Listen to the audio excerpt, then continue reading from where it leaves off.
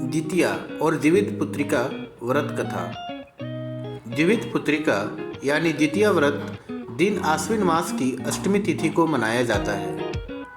शाम के समय प्रदोष काल में भगवान शिव की पूजा कर कथा सुननी चाहिए। बहुत समय पहले की बात है, गंधर्वों के एक राजकुमार हुआ करते थे जिनका नाम जिमूतवाहन था। बहुत ही पवित्र आत्मा, दयालु व हमेशा परोपकार में लगे रहने वाले जिमूतवाहन को राजपाट से बिल्कुल भी लगाव न था। लेकिन पिता कब तक संभालते, वे सब कुछ जिमूतवाहन को सौंपकर वन की ओर चल दिए। लेकिन जिमूतवाहन ने तुरंत अपनी तमाम जिम्मेदारियां अपने भाइयों को सौंपते हुए स्वयं वन में रहकर पिता की सेवा करने का मन बना लिया। अब एक दिन वन में भ्रमण करते करते जिमूतवाहन काफ़ी दूर निकल आए। उसने देखा कि एक वृद्धा काफ़ी विलाप कर रही हैं। जिमूतवाहन से कहाँ दूसरों का दुख देखा जाता था। उसने सारी बात पूछी तो वृद्धा ने बताया, मैं नागवंश की स्त्री हूँ, मुझे एक ही पुत्र है। पक्षीराज गरुड़ के कोप से मुक्ति दिलाने के लिए नागों ने यह व्यवस्था की है।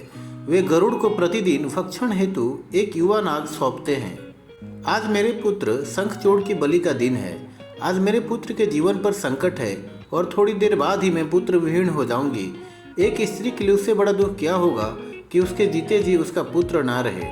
जिमूतवाहन को यह सुनकर बहुत दुख हुआ। उन्होंने इस वृद्धा को आश्वस्त करते हुए कहा कि डरो मत, मैं तुम्हारे पुत्र के प्राणों की रक्षा करूंगा।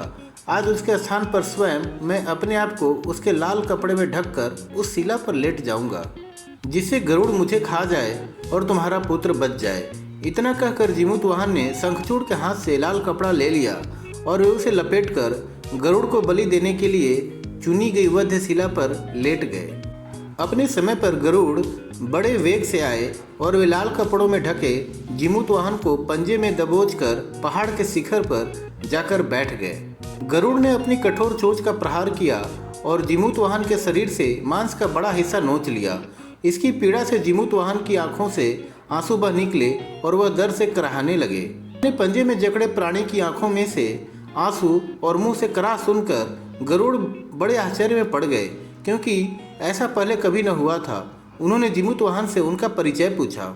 जिमूतवाहन ने सारा किस्सा कह सुनाया कि कैसे वह एक स्त्री की पुत्र की रक्षा के लिए वो अपने प्राण देने आए हैं। आप मुझे खाकर भूख शांत करें।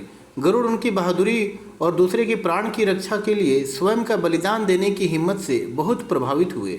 उन्हें स्वयं पर पछतावा होने लगा।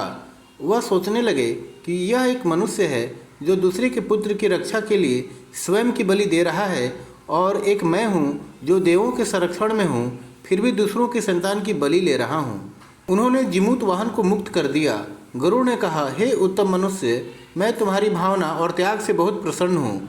मैंने तुम्हारे शरीर पर जो घाव किए हैं उसे ठीक कर देता हूँ। तुम अपनी प्रसन्नता के लिए मुझसे कोई वरदान मांग लो। राजा जिमूतवाहन ने कहा कि हे पक्षीराज, आप तो सर्वसमर्थ हैं। अगर आप प्रसन्न हैं और वरदान देना चाहते हैं तो आप सर्पों को अपना हार बनाना छोड़ दें। आपने अब तक जितने भी प्राण लिए हैं उन्हें जीवन प्रदान करें। गरुड़ ने सबको जीवन दान दे दिया और नागों की बलि न लेने का वरदान भी दिया। इस प्रकार जिमूतवाहन के साहस से नाग जाति की रक्षा हुई। गरुड़ ने कहा, तुम्हारी जैसी इच्छा वैसे ही होगा। हे राजा, जो स्त्री तुम्हारे इस बलिदान की कथा सुनेगी और विधि पूर्वक व्रत का पालन करेगी, उसकी संतान मृत्यु के मुख से भी निकल आएगी। तब से ही पुत्र की रक्षा हेतु जिमूतवाहन की पूजा की प्रथा शुरू हो गई। ऐसा कहा जाता है कि यह कथा कैलाश पर्वत पर भगवान शंकर ने माता पार्वती को सुनाई थी।